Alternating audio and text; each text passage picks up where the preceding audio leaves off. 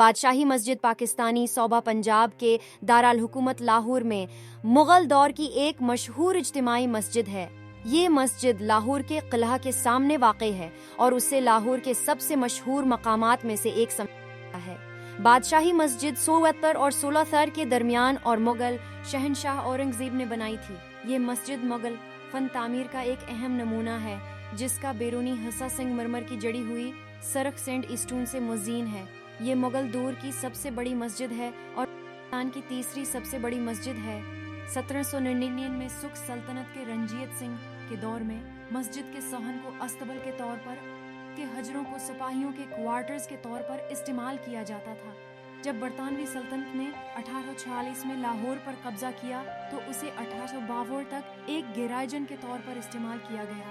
اب یہ پاکستان کے مشہور ترین مقامات میں سے ایک ہے۔ یہ مسجد پاکستان کے شہر لاہور سے متصل واقع ہے۔ مسجد کا داخلی دروازہ مستطیل حضوری باغ کے مغربی جانب ہے اور لاہور قلعہ نور عالمگیری دروازے کا سامنا ہے جو حضوری باغ کے مشرقی جانب واقع ہے۔ یہ مسجد روشنائی